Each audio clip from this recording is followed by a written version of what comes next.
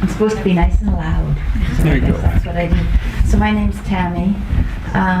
Jordan and I have known each other for nearly 50 years. Nearly 50 years. How's that? Oh, that's better. We come from northern Alberta. He lived up the street from me. I always knew he would be a fascinating person. So in my late 20s, he moved east. I was in Montreal, and I thought it's probably time to marry him, because if I don't marry him, I won't know what happens. And now we're seeing what's happening. Yeah, I mean, he's been talking about these things. He's been talking about what's going on in our society and how it's moving left and how things are destabilizing for the last 20 years. And so when in September he said, he came down one morning and he was quite disturbed, and he said, you know, I've got a couple of emails that I can't deal with. I can't deal with quietly. And I'm going to have to say something. What do you think? And I said, well, you've been speaking to me and my son, who was there too, for a very long time, and maybe it is time for you to tell everyone what's going on. And so he did, and we didn't know what would happen. You know, we didn't have any idea. He just went up and made a video and said what he's always said and what he's always thought and what he sees coming down the pipes. And it resonated with a tremendous response, and mostly, almost, 95% or more positive response. So although it was destabilizing in our family at the beginning, now it's a good thing, and we've learned a lot. Myself, I wasn't as learned as him, but I've sure learned a lot, and I know you guys have too, and you're going to learn a whole bunch more today. So welcome. Good work, man.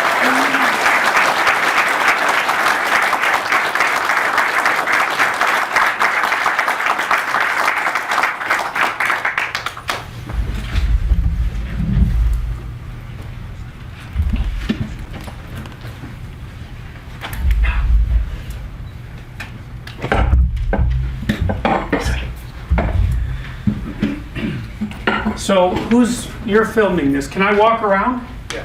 Can you hear me without the microphone? Yes. Good, then I'll be able to walk around. So I want to tell you a story.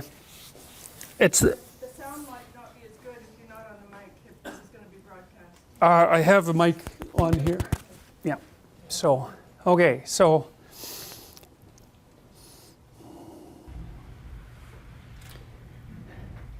I started studying the things that I have been talking about really as long back as I can remember. I think that's true. I wrote an essay when I was about 13 on Auschwitz. It wasn't a very good essay, but I was only 13, so it's not that surprising. And I don't know exactly why it was of particular concern to me, except that, of course, it's the sort of thing that should be of concern to everyone. I'm sorry, but there are some people who have a hard time hearing. Could you use the mic, please? How about if I speak a little louder? All right. All right. No, I'll do it this way, I think. If you have any trouble at the back, let me know, and I'll make sure that I'm projecting. So I said when I was about 13, I wrote an essay on Auschwitz, and I was trying to understand it. I think maybe I tried to understand it in a way that was somewhat different than most people who examine historical events, because I was trying to understand how human beings could do that, knowing full well that I was one of them.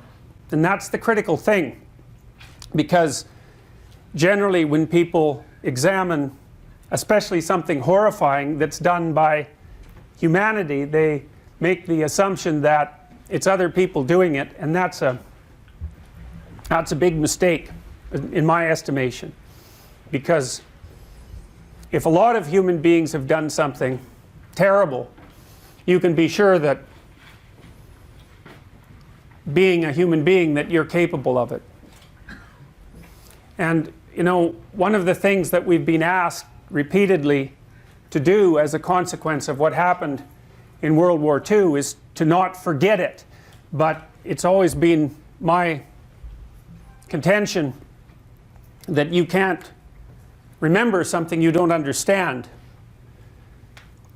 And you don't understand what happened in Nazi Germany, or in the Soviet Union for that matter, until you understand that had you been there, the probability that you would have played a role and that it wouldn't have been a positive one is extraordinarily high. When people do think about themselves as actors in situations like that, they have a proclivity to cast themselves in the heroic role, assuming that had they been, say, in Nazi Germany in the 1930s, that they would have taken on the burden of fighting against the Nazis and defending the things that should have been defended. But that's a very foolish presupposition, especially because it's more or less self-evident from the historical perspective that that isn't what people did. And in order for us to come to terms with that, it means that we have to understand how it happened, but more importantly, what role we still play as individuals in acting in such a way that such things are not only likely, but desired.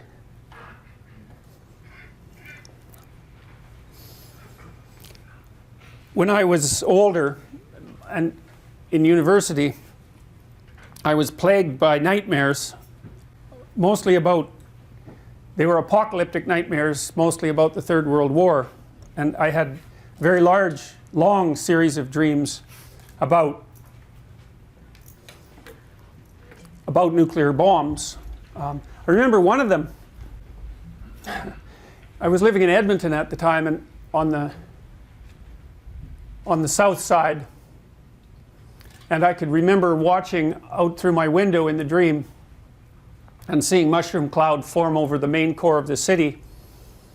And then the dream shifted locales, and there were a bunch of people in the wreckage, and they started to fight. And I thought, that's just exactly right. And that was exactly what my nightmares were like, is that no matter how tremendous the catastrophe, we don't seem to be able to derive the proper conclusions from it and start to act in a way that makes such things less rather than more likely. When I was in graduate school at McGill, which would have been after that, I was studying political science before that, back when I was in Edmonton, and before that I had even thought about going into law. But as I studied political science, I got increasingly disenchanted with the explanations that were being offered to me about motivations for human conflict.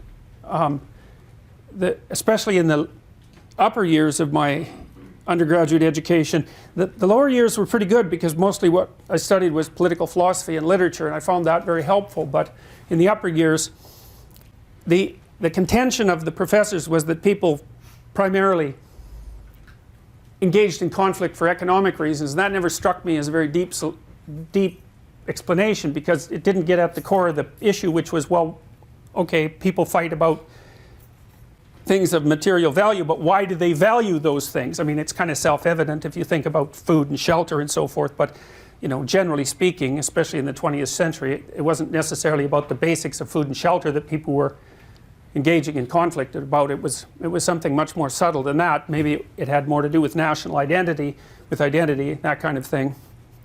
And so there was a psychological element missing in the analysis of the human propensity for conflict that, to me, loomed larger and larger. And so I decided, at least in part for that reason, to pursue a graduate degree in psychology and in clinical psychology. And I went to McGill, and that's when I started to read very much more broadly, I suppose. And I spent a lot of time reading. I read a lot of Freud and a lot of all the classic clinical psychologists who were extraordinarily useful, Carl Rogers and Sigmund Freud and Alfred Adler and a whole host of them.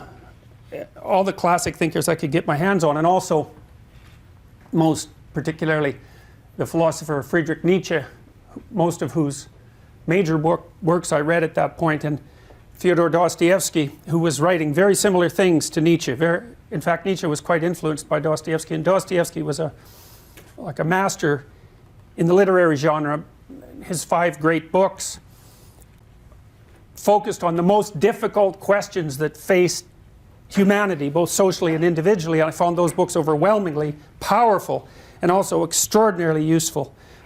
Beyond Good, or Crime and Punishment, for example, is a brilliant piece of work outlining the motivation of someone who regards himself as above all law and who decides that to not kill when necessary is an act of cowardice. And so Dostoevsky walks through his rationalizations and the murder and the aftermath of it in a way that's extraordinarily enlightening and painful simultaneously. And at the same time, Nietzsche in Germany was writing philosophical tracts on exactly the same themes. Their lives ran in unbelievably close parallel. In fact, when Nietzsche finally went insane, he had some illness that has been very difficult to diagnose. He'd seen someone beating a horse in a street and embraced it out of compassion, and there's a scene exactly like that in one of Dostoevsky's stories. So the parallels are really uncanny. And I also read a lot of neuroscience because I did my thesis on the biological predisposition to alcoholism, and that required a lot of investigation into more hardcore science investigation into the structure and function of the brain. And I tried to weave all of that together in a book that I published in 1999. It took me about 15 years to write. I was writing 3 hours a day, every day, and thinking about it all the time. Like I was absolutely 100% obsessed by the sorts of issues that I'm discussing with you today. It took me deep.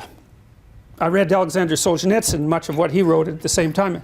And then, of course, I studied Carl Jung in great depth. When I finally started to crack what he was talking about, it was extraordinarily difficult material. I read volume 9 of his collected works, which is called Archetypes of the Collective Unconscious.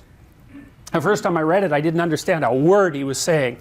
And I think that's a very common experience for people reading Jung, who's certainly persona non grata in the modern academy. And I think the reason for that is that, well, I think when you first encounter Jung, you tend to bounce off him. And then the next thing that happens is you get very frightened, and then you just leave it the hell alone. And it's no wonder, as far as I'm concerned, because I don't think I've ever read anyone, including Nietzsche, that was more terrifying than Jung. Jung was a student of Nietzsche. I don't mean technically speaking, although Nietzsche was everywhere. Nietzsche's thinking was everywhere when Jung was maturing. People know Carl Jung primarily as a disciple, let's say, of Freud, which is true in part because Freud, of course, did the initial, you might describe it as initial excavating work, outlining the fact that there was more going on in the human psyche than met the conscious eye.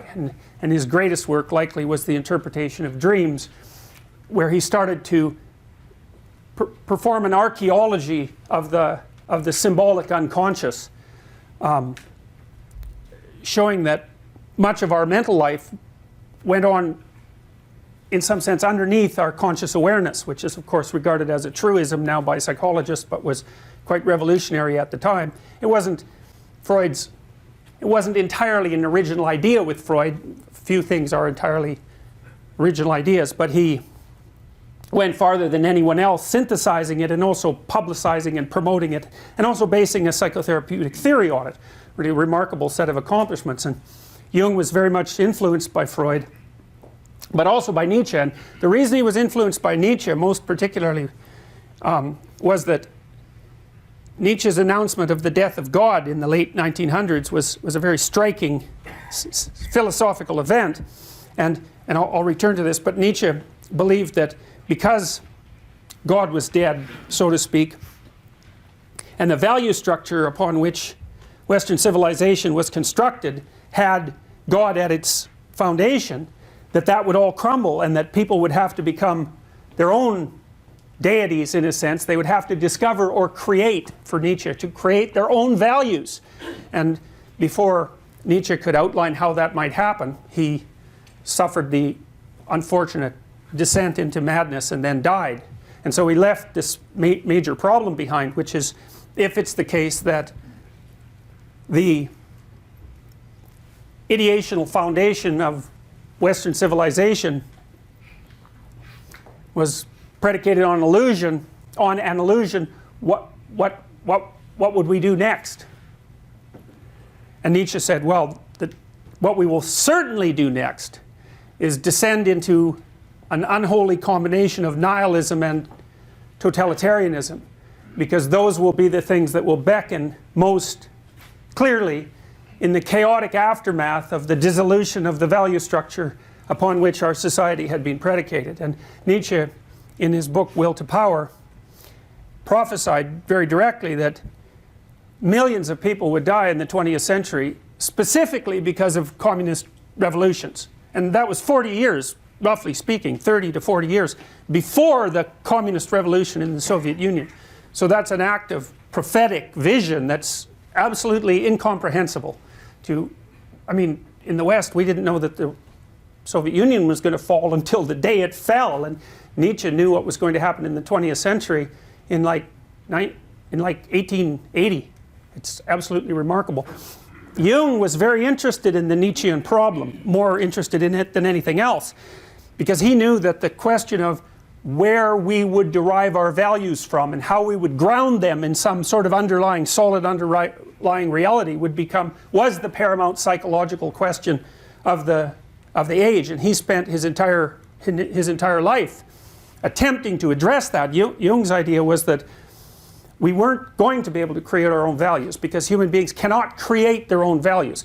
And you know that if you observe your own action, if you observe your own being, you can make resolutions, you can try to act in a particular way, maybe a way that you regard as better, but you'll find out very rapidly that you can't enslave yourself and tell yourself what to do so easily, even when you're motivated to do good things. You know, when you make your New Year's resolutions and say that you're going to eat properly and go to the gym, that generally lasts about a week. And so you can't boss yourself around, as it turns out, no more than you can really boss other people around. And it's because you do have a nature, and you can't just arbitrarily mold and shape that nature, because you, like other people, will rebel against your own will. And so Jung's contention was that we would have to go inside ourselves, that's how he looked at it, into the symbolic background of our psychological structure, and rediscover what we had lost. And so I found that's the ancient mythological motif of voyaging to the depths and rescuing your father from the belly of the beast. And you see that idea reflected often in popular culture. A very well developed example of that is in the movie Pinocchio, which I'm sure, how many of you have seen that movie? Yeah, right. Well, that speaks for itself, right? I mean, there's a why are you watching a puppet, an animated puppet, rescue his father from the belly of a whale? It makes absolutely no sense, but you don't care when you're watching it. You think this is quite interesting, and the reason it's interesting is because it speaks to you at a level that you understand, but that you do not understand how you understand. And of course, any good work of art does exactly that to you. It speaks to you about things that you almost know, but don't yet know. And that's what makes it profound.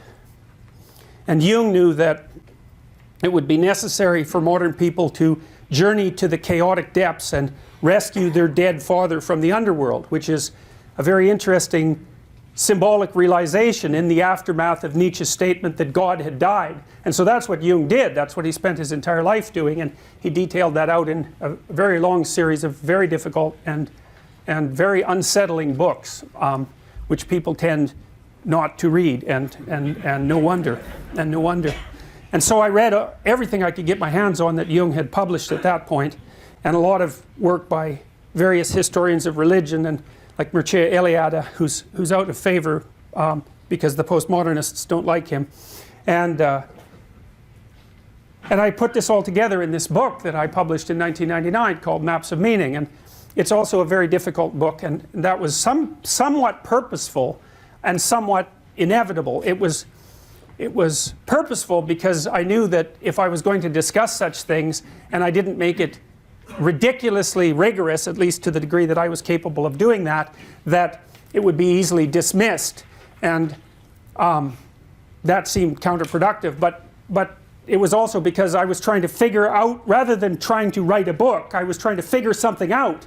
And I was doing that by writing, because writing is a very good way of figuring things out. And I was trying to make it as clear as I could, but that wasn't all that clear. You know, it's about 500 pages long, I think, this book, and I think I rewrote every sentence in it at least 50 times. Probably too many times, because by the end it got, I think I over-edited it. I think it's in some sense too tight. It's like an overworked piece of art. That might be one way of thinking about it.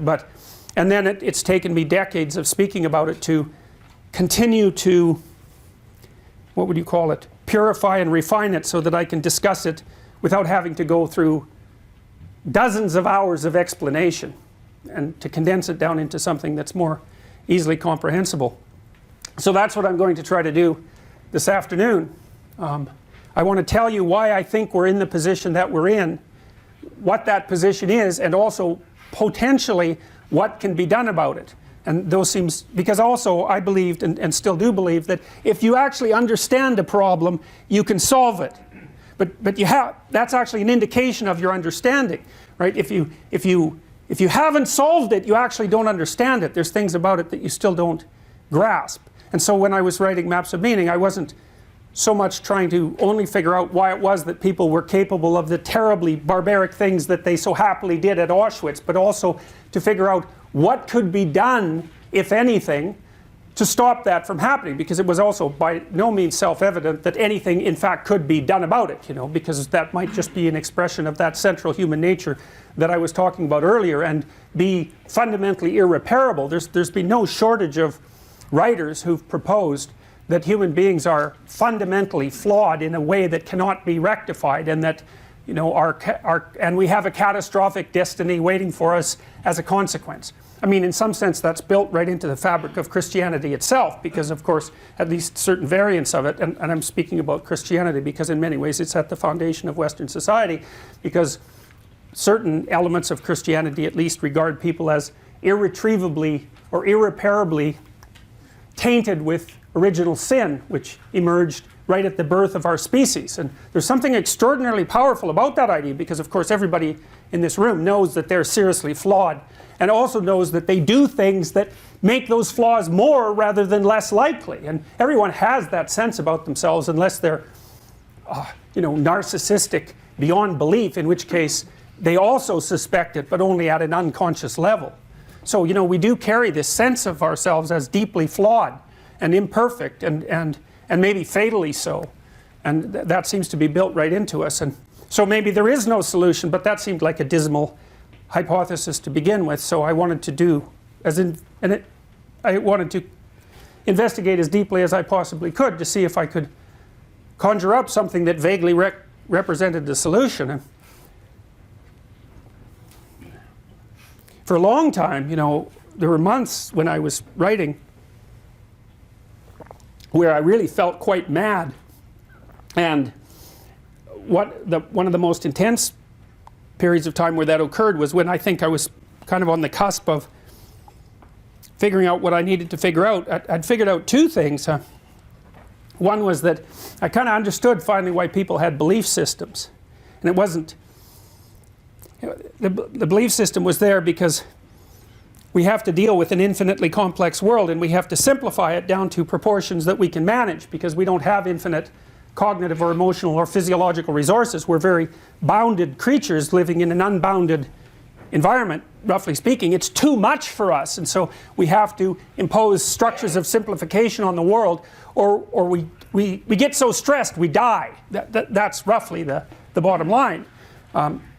For example, if you develop post-traumatic stress disorder, which occurs when you encounter something in your life that you cannot compute, so to speak, your body goes into emergency preparation mode, which makes it hyper responsive to threat and ready to do anything, which is emergency preparation. And that's so physiologically demanding that it demolishes your health. It's not merely psychological, it damages your brain. I mean, You just can't stay in high gear, running flat out continually. You die. And so people need to simplify the world. They need to live within structures of simplification, because that's how they protect themselves from the terrible onslaught of complexity. But by the same token, we organize ourselves into these structures of simplification. That's what our cultures are. We negotiate them, we inhabit them jointly, and because of that, when we run into people who do that differently, the probability that we'll engage in conflict is extraordinarily high, because I can't give up my beliefs just because you have different beliefs. And if we don't have the same beliefs, then we can't peacefully occupy the same territory. So there seems to be nothing for that except conflict. If we can't negotiate, then we have to fight. So then I thought, well, that's that then. On the one hand, we can't abandon our belief systems because they structure our realities and protect us, and we can't fight because now we're so technologically powerful that if we do, we're going to destroy everything. It's like, well, that's option one, and its opposite. That completely exhausts the options. And so that was a horrible realization, absolutely dreadful realization, because it's certainly possible, if you think about this from a biological or an evolutionary viewpoint, is that we're kind of a peculiar species, and we've developed these terrible technologies of war, and there's absolutely no reason to assume that we won't just use them to wipe ourselves out. And maybe 30% of us as individuals and in our own psyches would be happy about that, because life is pretty dreadful and it's full of suffering, and there's lots of things that are harsh about existence, and so maybe we should just let the whole thing go. And believe me, people are plenty motivated to do that. If you haven't observed that motivation in yourself at some point in your life, either you're not paying attention or don't want to pay attention, or something sufficiently dreadful has not yet happened to you. But it will. It will. Because everyone encounters catastrophic crises in their life, and it drops the bottom out of them and makes them desperate and angry. And that's also part of the human condition. Luckily, after about 3 months of thinking about that, I had a series of dreams that helped me sort out a third alternative, and that was, of course, at least in part, emerged as a consequence of all the things that I was reading. So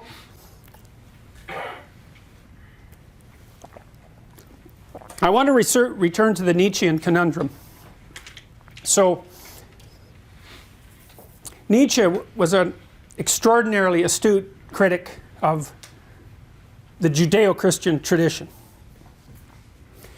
He wrote a book called The Antichrist, in fact, and he also said that he philosophized with a hammer, and what he meant by that was that he was taking the hardest, heaviest object he could and smashing up everything he possibly could with as much intellectual rigor as he could manage, and that was plenty, because he was truly a genius. But he wasn't a nihilistic person. Quite the contrary. He had a very good reputation among those who knew him, for example, as a very kind man. But he was in part looking for something that he couldn't destroy, right? Because that's partly how you find out what's real. You hit things, so to speak. You push against them. Your children do that to you, for example. They push against you to see where you won't yield, and then they think, there's reality there. There's a wall there. I can't go beyond that. And that's what Nietzsche was searching for. And he was doing it all out, fundamentally. Now, his contention was that what had happened in the West was that the Judeo-Christian tradition, and even the precursors of that tradition from which that tradition emerged, had insisted for millennia that the pursuit of truth was the highest moral value, and that one of the consequences of that was that the West developed science, which was part of that pursuit of the truth. And then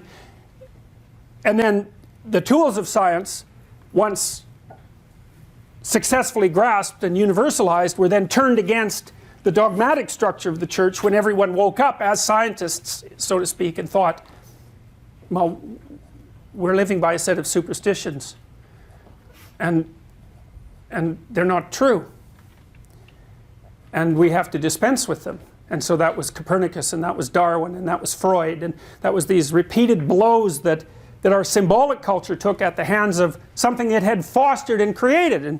And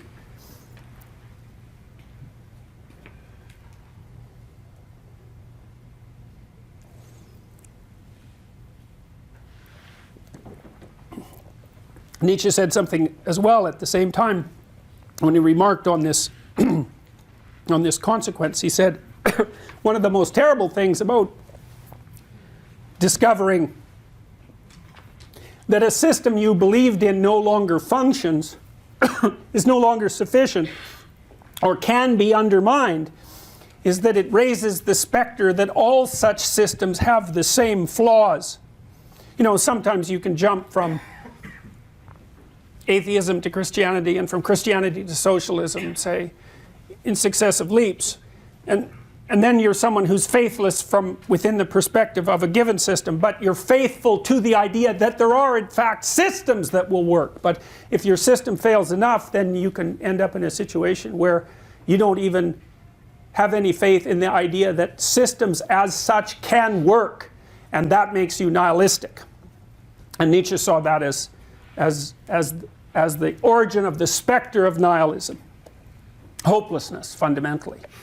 Now it's more complicated than that, because there are underground reasons, so to speak, for being nihilistic that have nothing to do with the mere collapse of a rational belief system. And I'll talk about those too. And he also talked about the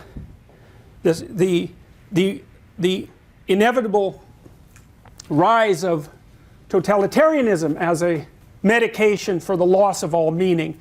In some sense you might say, well, if you're in a chaotic state because you no longer know what to believe, and someone offers you a set of certainties to guide your life by, then it's very attractive for you to reach out and grip onto those with all of your soul, so to speak, because that stops you from merely being adrift.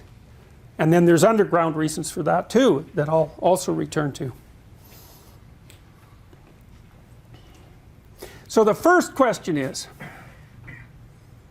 was it necessary for the sense of truth that Nietzsche described as developed by the Judeo-Christian tradition, that then manifested itself in the scientific methodology, to turn against the symbolic foundation of that structure and demolish it? Was that inevitable, and was it correct? And that's the first question. And so Jung's answer to that was,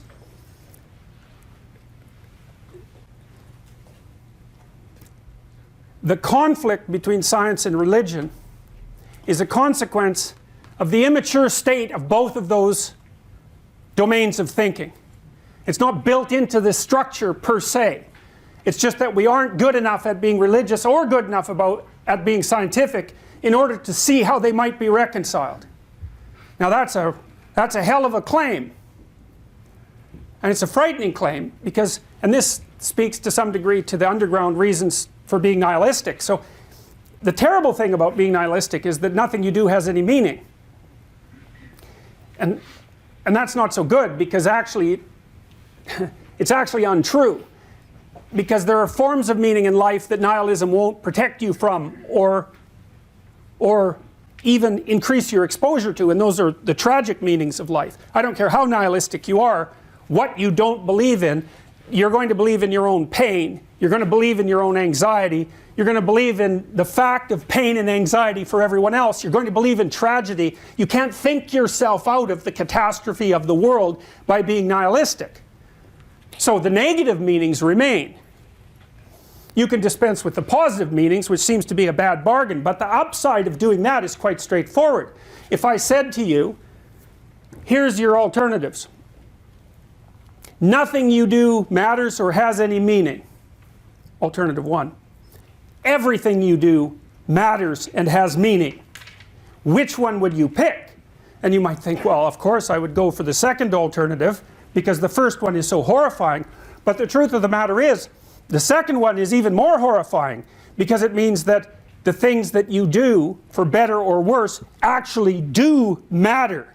And in some sense you're responsible for them, not only for the effect that they have on you in the immediate circumstances of your life, but for the effect that they have radiating out from you to the other people that you're networked to, and also as they make waves through time.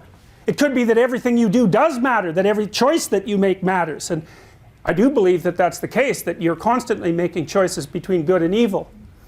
and that determines the destiny of being. And it isn't obvious to me at all that that's something that you would wish upon yourself.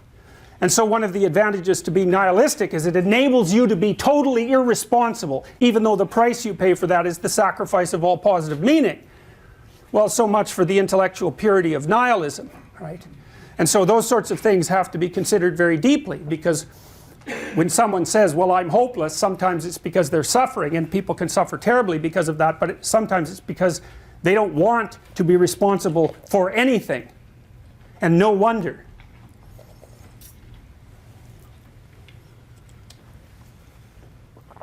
Back to Jung's point. Jung started to examine religious ideation, I would say symbolically. But it's more complicated than that, because you might think that the attempt to analyze religious thinking symbolically would reduce it to nothing but psychology. But that isn't what happens precisely, because as you reduce the religious ideas to psychology, you elevate the psyche. And so they meet in the middle, and this is something Jung understood very, very well. It was for that reason that he believed that Christ was a symbol of the self being your full totality. That might be one way of thinking about it. Everything that you could conceivably be if you were everything that you could be.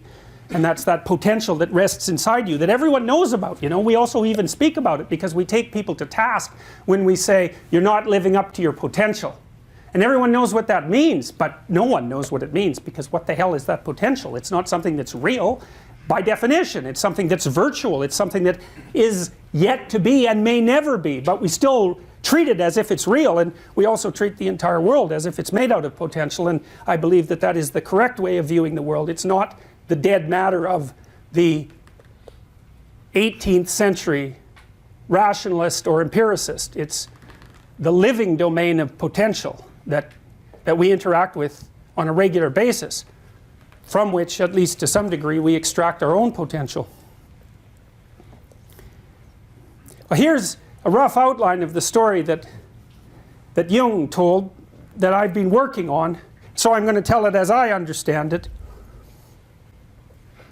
According to the selection of stories that were encapsulated in the biblical tradition, the world is roughly 6,000 years old.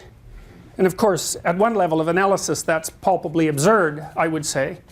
And also narrow, because I think to conceptualize the world as 15 billion years old with a developmental history that extends across that massive amount of time, and to note that it extends incomprehensibly, vastly outward, is a much more magnificent view of the cosmos than the rather constrained cosmos that we inherited from thinkers in the Middle East, say 10,000 years ago. But there's something about it that's true. And the truth in it seems to be its relationship to the origin of civilization. Because it is the case that civilization everywhere in the world, of the sort that we would regard as complex and technological, is about 6,000 years old. And why that is not so self-evident, although I suspect it has something to do with how long it took us to reformulate ourselves after the last ice age, which of course was only roughly 15,000 years ago. It's not really that far away in time. So that's the first thing. But the second thing is what the creation stories in Genesis, for example, actually mean, because they actually mean something, and what they mean is absolutely remarkable in my estimation. And so I'm going to tell you a little bit about that story, because it's necessary to understand what the story means to determine if what Nietzsche said about the inevitable destruction of our symbolic religious structures by science was inevitable and necessary. And I think the answer to that is no. We just didn't understand what the hell we were doing, any more than we really understand why we put up Christmas trees at Christmas. So we do that in part because the Christmas tree is a symbol of life, because the tree is a symbol of life, because we inhabited trees for untold millions of years, and we put lights on the trees to symbolize the coming back into the darkness of midwinter of the sun and the light. And so we play this symbolic game that celebrates both life and the emergence of light and consciousness, and we associate that with the birth of the Savior. But we don't know that we're doing that, but we do it anyways. And we do that sort of thing all the time because we're smarter than we know. And that has to be the case because we don't know ourselves. We wouldn't need a psychology or sociology and anthropology or any of those things if we were transparent to ourselves. We're machines, so to speak, that are far more intelligent and wise than the machines themselves can understand. And we reveal ourselves to ourselves in our action and our symbolic gestures constantly, and then have to reflect on that to try to understand what it is that we're up to. So here's the idea that lurks at the beginning of Genesis. So there's three elements that are involved in the creation of habitable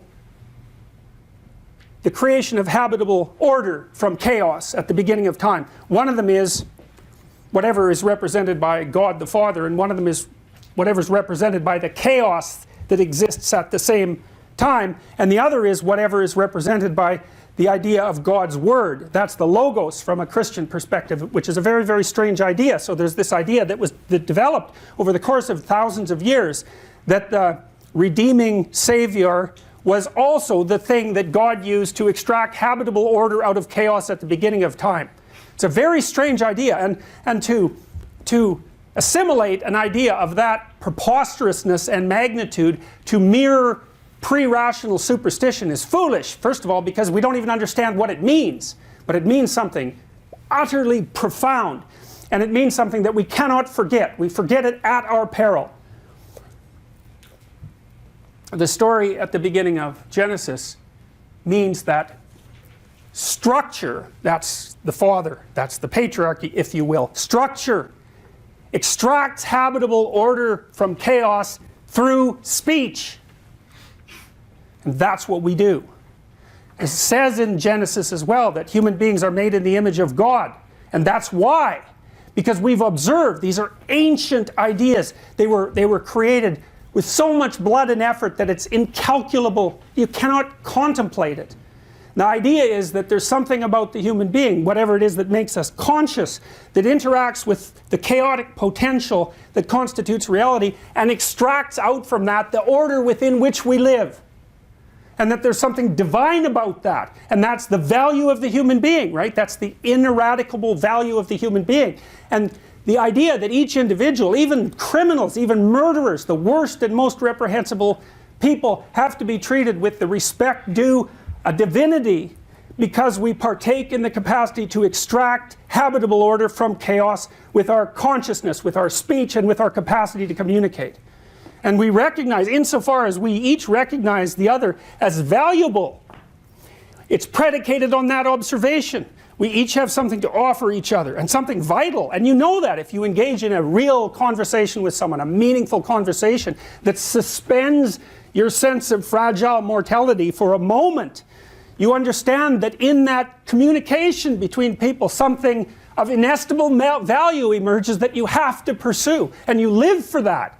You live for that relationship with yourself. You live for that discovery of that relationship when you're engaged in an artistic pursuit. It's the core of meaning in life, and it's not an illusion. In fact, it's a manifestation of the highest functions of your nervous system, because what your nervous system does is signal to you that you're in a place and time that you cannot see when you're engaged in something meaningful. It comes upon you, and it's the cure for the catastrophes of tragic mortality, that wonderful engagement in what's meaningful that you can and do experience, and that you can get better at experiencing if you practice.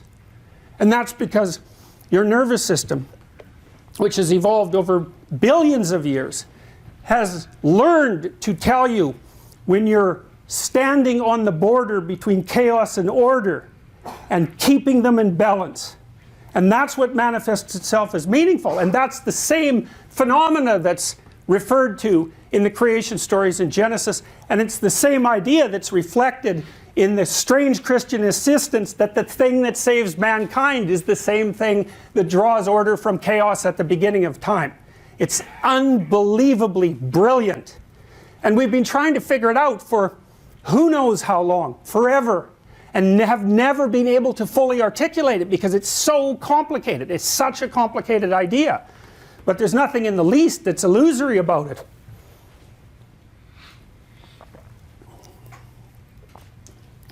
the habitable order that is created at the beginning of time, that's paradise, right? Paradise, that's a walled garden. It's a well-watered place. That's what Eden means. Paradise means paradise, a walled garden. And that's where Adam and Eve are first put. And why is that? Well, it's because we do come in male and female form. That's part of it. So that's part of our eternal landscape. That's how you could think about it. It's the landscape that transcends all landscapes. It's the landscape that is what all landscapes have in common. That's what it is. That's what makes it an archetype. It's a walled garden. Why? Well, the walls are structure and culture, and the garden is nature, and all that says is that people live in an amalgam of nature and culture. And of course, that's precisely the case. And that's another variant of the order-chaos juxtaposition, order being culture and chaos being nature. And so we live eternally in the balance between nature and culture. And if it's properly balanced, it's as close to paradise as it can get. But paradise is flawed. And why is it flawed? Because there's always something lurking in it that can turn it upside down. And that's the snake. And the reason it's a snake is because the circuits that we use to process the things that turn our lives upside down is the same circuit that our tree-dwelling ancestors used to identify predators 60 million years ago. And so the symbolic structure has remained exactly the same. That which lies outside what you understand is predatory and dangerous. Well, that's why you demonize others, the foreign others, because they do stand in that relationship to you. And you use extraordinarily deep circuitry to do that. But human beings, being slightly smarter than your average chimpanzee, also have noted that the terrible predator that lurks outside the domains of what you understand is also the thing that bears gold, right? And that's the classic dragon myth. The hero goes out beyond the confines of order and culture into the chaotic unknown to confront the ultimate predator who simultaneously offers the best that can be possibly gathered. And that's what human beings are like. Predator animals and prey animals simultaneously. We've learned to represent the unknown as that thing that threatens us hideously with a multitude of paralyzing snakes in the head of Medusa, but continually also offers us precisely what we need to continue our movement forward. And everyone knows that, which is why we go to movies that tell us that over and over and over and over and over, trying to learn what it means. And that's what it means. And that's what it means to partake in the Logos.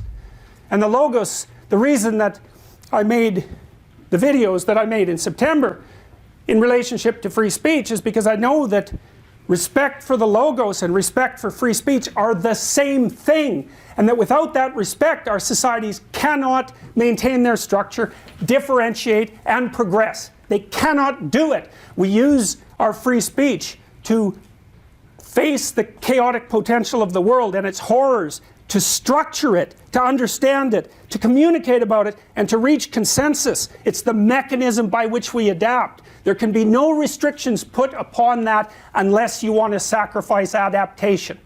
And I wouldn't recommend that. Things get stale, old, decayed, dead, and dangerous with extraordinary rapidity if living people don't maintain their responsibility to update the state. And there's no difference between that and diving down into the chaotic depths and rescuing your father from the belly of the whale. It's exactly the same idea. It's an ancient, ancient idea. And the reason that we haven't forgotten it was because everyone who forgot it died. So unless that's where we want to go, we better stop forgetting about it.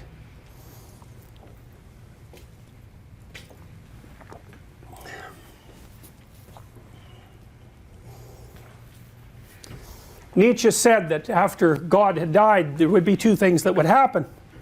One would be the emergence of nihilism as a temptation. We already discussed nihilism. It's a logical consequence of the collapse of value systems, but it's also a place for the irresponsible to hide. Fine, nihilism. Totalitarianism. Well, Nietzsche believed that once you had experienced the collapse of one value system, you were unlikely to put your faith in any value systems. So then why totalitarianism? Particularly, say, in its nationalistic and communitarian forms, which are the two forms that we saw act as immense devils in the 20th century, right? with nationalism being pushed most forcefully forward by the sorts of political creeds that were exemplified by the Nazis, and with communitarianism being put forth by the sorts of creeds that were exemplified by the Soviet Union. Both absolutely catastrophic evolutionary dead ends. Well, nationalism is easier to understand, I think, because you need an identity, and it has to be collective, because human beings live collectively. I mean, it's the fact that we share an identity, that we can all sit here in this room peacefully, because the identity is partly who you think you are, but it's also partly what you expect from the world and from others. And because you have an identity that's similar to you, you can sit together peacefully because you expect and desire something, and so do you, and it's the same thing. And that's what it means to have a shared culture.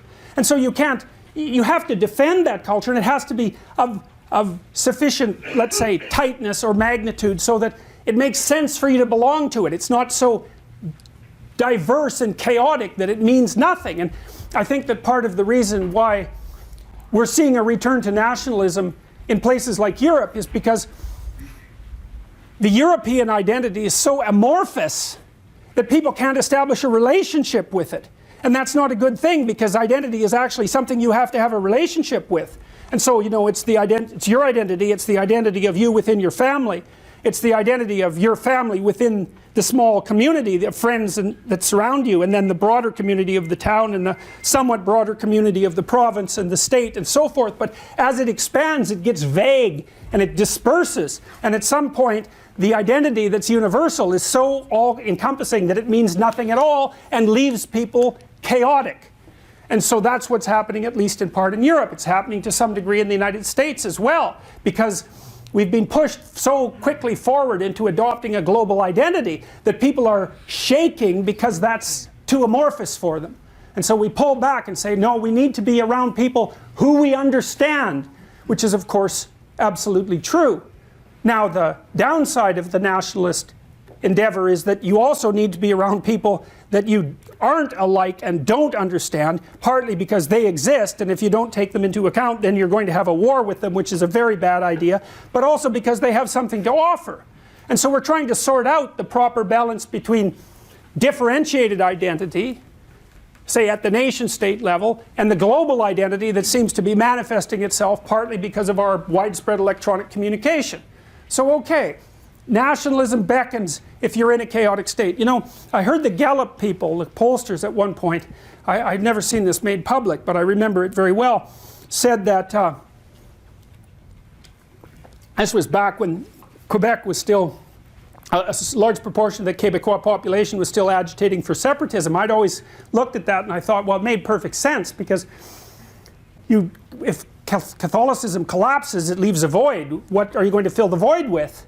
Well, it's either nihilism, which we've already discussed, or what? Well, nationalism, obviously. And the Gallup people said that if you were a lapsed Catholic, you were 10 times more likely to be a separatist.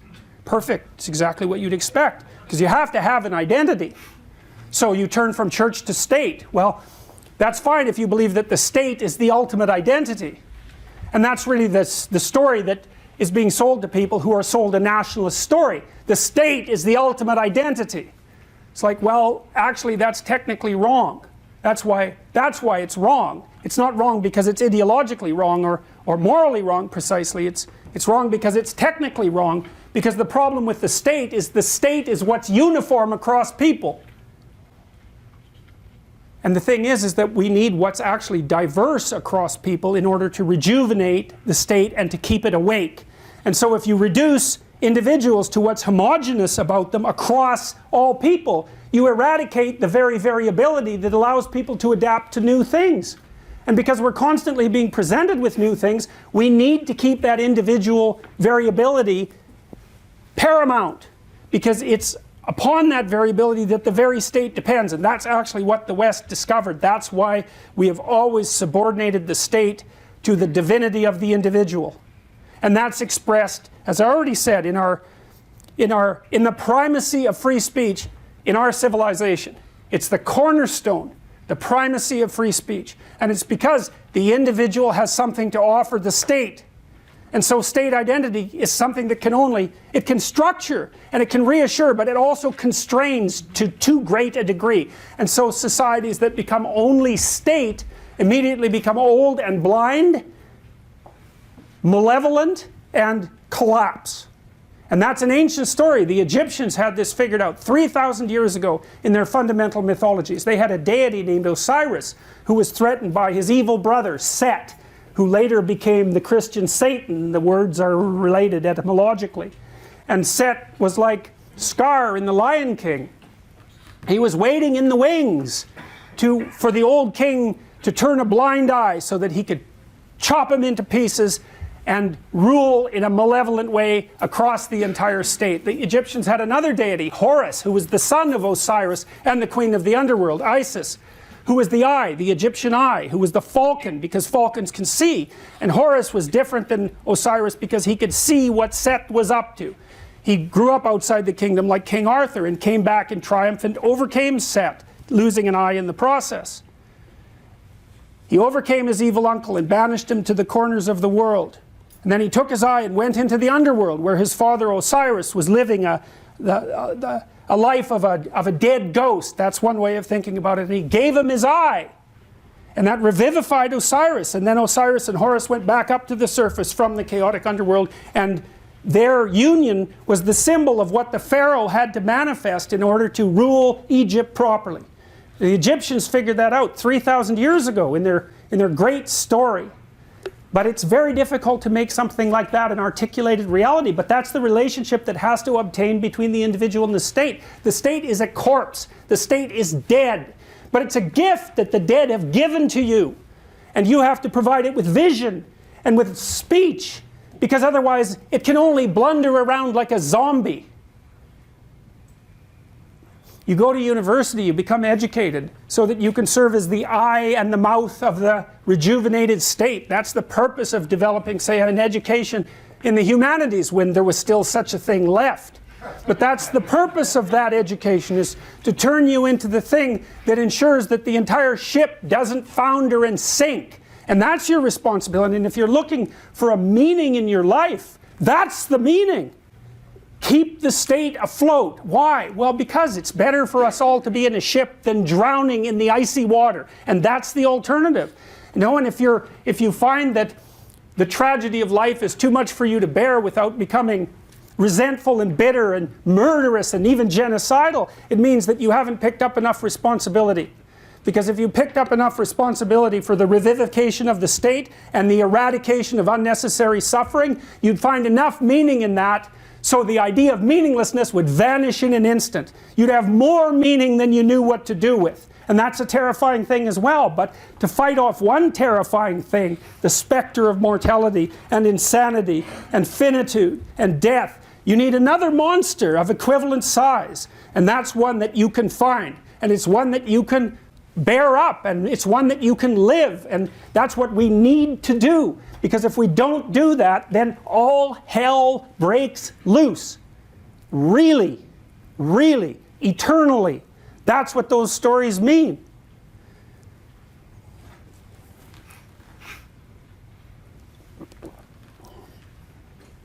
Viewed in this light, you can understand postmodernism. Because postmodernism manages as a response. It's a response to the Nietzschean dilemma, right? The cornerstone of civilization has been demolished by rational critique. And no wonder, it needed to be criticized, but it needed to be more deeply understood. And criticism and deep understanding are the same thing, unless the criticism is only destruction. Because if you criticize something, what you're doing is separating the wheat from the chaff. You're not burning all of it. You're saying, well, not this, but definitely this, definitely this. And that's what education should provide you with the opportunity to do as well. What should we conserve and what should we dispense with? Well, we conserve what's centrally true, and now we need to understand it. We have to conserve the idea that the individual has an infinite responsibility to the direction of being. And we know that. You know perfectly well that you live in a relationship with your own conscience. And when you violate the moral order that's part and parcel of your soul, you're ashamed and hide and bitter. And then you get angry. You can't show your face to other people. You can't even look at yourself in the mirror. And you know perfectly well that's true, even though you may not know what to do about it or how to get out of it. There's a moral order built into human beings. If there wasn't, there's no way we could even communicate with one another, because there'd be no rules of communication. There'd be nothing that we mutually wanted or expected from each other. You know, one of the things I've figured out is that we're all appalled when we run into another person who is not yet the Redeemer. Every person you ever meet, you're dissatisfied with because they're not who they could be. And you're broadcasting that message at everyone all the time. You're not who you could be. You're not who you could be. You're not who you could be. I'm not who I could be. And we're all facing each other with our emotional displays, pleading with each other to become that which we could become. And everyone knows it. But we won't do it. And it's no wonder. The postmodernists, they're the logical conclusion of the Nietzschean dilemma. God is dead. The value structure collapsed. The specter arises of all value structures collapsing. That's the postmodernist dogma. All value structures have collapsed. They're only there for the purposes of exclusion. They have no intrinsic value. It's a very, very powerful argument. That's why it dominates the universities. That and the fact that it allows people to dispense with their moral responsibility, which is something that's never discussed by the postmodernists. But you have to give the devil his due. What's the problem with postmodernism? Well, if all value structures have collapsed, then there's nothing to do. Because in order to do something, one thing has to be better than another, because otherwise, why do it? And so people who are ensconced in the postmodern tradition are undermined by their own philosophy. They can deconstruct their own deconstruction, in which case they might as well just sit there and do nothing, which would actually be preferable to what they're doing now. So how do they extract themselves from that dilemma? They do it illogically, but they don't care. Because the postmodernists, first of all, don't believe in logic. That's a reflection of the logos, which they've dispensed with.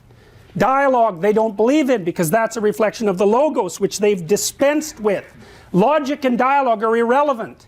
Well, that does bring up the problem of what to do.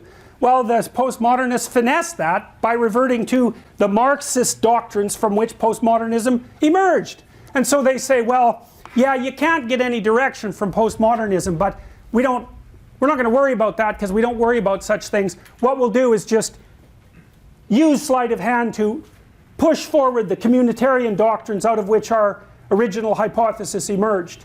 And everyone says, well, we'll turn a blind eye to the paradox because we actually need something to do. And plus, to the degree that we're communitarian, we can take out our nihilistic resentment and arrogance and ingratitude on every single person we deem to have something more than we have. And so if you're wondering why certain values can exist in the absence of any value, you have to look no farther than to understand that people who are desperate and chaotic will still be angry and destructive. And they can manifest that perfectly with the moral mask that says, well, I'm not really after what you have because you have a little more than me. I'm speaking on behalf of these people who have even less. It's like, it's absolute nonsense. It's so funny watching Yale students complain about the privileged. They're in the top 1/10 of 100% of people who've lived in the entire history of the planet, much less just the people that are on the planet now. They're dominating patriarchs in training, right? They're baby representatives of the patriarchy. And all they do is complain about that tiny, tiny, infinitesimal fraction of people who have slightly more than they have now. It's appalling. And their idiot professors pat them on the back and send them out the world to do that instead of teaching them how to live. They damage their mental health. They hurt our society. They're bringing things down, and that's what they're aiming at. The postmodernists managed to be nihilistic and totalitarian at the same time, which is something that not even Nietzsche dreamed about, despite the fact that he had the greatest imagination for pathology that perhaps ever existed. In addition, they combine the nihilism and the totalitarianism with the worst aspects of dogmatic religion, because what they've essentially established is a cult into which children who attend university are now indoctrinated, at great cost, I might add, and with very little practical outcome. What's the alternative, given that they have a point? Well, as far as I can tell, the alternative is a proper return to the past, and that is precisely to journey into the chaos, to look at the worst possible thing, and to pull the dead father up from the chaotic depths. That's how you stop being a puppet. Someone whose strings are being pulled by forces they do not understand behind the scenes. You find out what's great about your culture, this thing that's provided us with everything that we see in this room, this amazing warmth that we're experiencing when it's 30 bloody below outside, the fact that the electricity is on and that computational resources are working and that we can all sit here peacefully and that no one is hungry. In fact, we're too fat. That's our big problem. Oh no, we have so much stuff we're getting fat. Yeah, well, that's a good problem to have. We should have some gratitude for what's been produced that's brought us to this point, and we need to wake up and understand what we're doing. Well, that's what people like, that's what the psychoanalysts were trying to do in the 20th century. That's what all the great clinicians were trying to do, and I would say above all else that was what Carl Jung was trying to do. He believed firmly that the idea of the divine spark within the individual was a metaphysical reality, by which he meant a reality that actually transcended and existed superordinate to the physical reality, a more real reality. That's whatever consciousness is. Something we understand from a scientific perspective, not at all. That's been represented in our mythologies as far back as we can push them as an independent agent in the world, giving rise to form. That's how we treat each other. That's how we recognize ourselves. That's how we judge each other. You make your bed, and then you lie in it. And everyone knows it. And that's not to say that you're not subject to random and chaotic circumstances and the tragedy of life. Just because you can do some things doesn't mean you can do everything. But you can do some things, and if you don't do them, then things fall apart. And the problem with things falling apart is that you will be happy about it to the degree that you're not trying to repair them. Because to the degree that you do not manifest what's within you, then your life falls apart around you, and everything that could make you better multiplies until you're in a situation where you want the destruction, you want to bring it on. And it's not surprising. Because life can be so terrible that the question of whether or not it should exist at all can be a real question. But the answer to that is life so terrible that it shouldn't exist? Well, the answer is, it depends on how you live it. And if your life is so terrible that you can't bear it, then it raises the question of whether or not you're living it properly. And that's not to say that people don't suffer under burdens that are too great for them to bear. They certainly do. It doesn't matter. Because if you let that embitter you, if you let that destroy your allegiance to the proper path, all it does is make that worse and everything else. It's no out.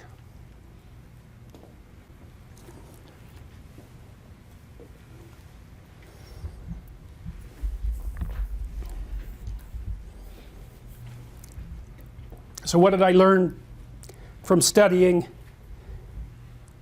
the terrible situation that obtained in the mid-1980s when the Soviets and the West had tens of thousands of hydrogen bombs pointed at each other, ready to go at a moment's notice? Why did that happen? What did I learn? It was simple. The reason that that situation existed was because I was not good enough. I was not good enough. The reason that the terrible situations in the world exist now is because you're not good enough. You're not good enough. You're not good enough. We can solve any problem. We can solve any problem. If we used all the resources that were available to us, if we live properly, we have no idea what we could turn what we're in into. So I would say, you support free speech because it's the mechanism that maintains the sanity of the individual and society. and you live in relationship with the spoken truth to the best of your ability, because the alternative is hell. And if hell is what you want, then you can remain arrogant and resentful and deceitful. But if you want to work to better the world, to bring it up to what it might be, then you speak forthrightly, you clarify yourself, and you act properly in the world. And then you see what happens. And this is the final thing I'll say. I spent a long time studying the Sermon on the Mount. It's a key document. It's Christ's commentary on the Ten Commandments, in a sense. The question being, if you codify the rules by which a society might function, is there something within the structure of the rules that rises above them that acts as the fundamental principle from which they're all derived? It's the ultimate question of human ethics. What is the highest principle? And the answer that's put forth in the Sermon on the Mount is quite straightforward. Aim at the highest possible good that you can conceive of. Whatever that is that you can conceive of, that serves as your God for all intents and purposes. Having aligned yourself with that good, speak the truth and see what happens. That's the act of faith. The act of faith is whatever the truth reveals is the best of all possible worlds, regardless of how it appears to you now. It's a guess, right? It's something you stake a bet on. Well, what do you think? The best of all possible worlds will be brought into being by deceit? It seems unlikely. You know that doesn't work in your own life. You tangle yourself up in your own lies, right? One lie breeds 10, and 10 breeds 100, and maybe you put the consequences on down the road and you don't fall into the pit for 5 or 6 years. Maybe you've even forgotten why you fell in when you finally do fall in, but everyone knows that you don't get away with anything. And so the issue is, well, what would happen if you just said what you thought? Stupid as it is, inaccurate as it is, and listen to people, criticize you in response to shape you and make you more articulate. What would your life be like? And the answer to that is, and I know this to be true, I've worked with many, many people on precisely this problem. Your life gets better and better and better and richer and deeper, but that comes with a heavier and heavier burden of responsibility. Well, that's okay. You use the observation of your own capability to bear responsibility, to buttress yourself against the terrors of being finite. You say, weak and miserable as I am, I can still stand up to the terrible tragedy of life and prevail. And that's good enough. Thank you.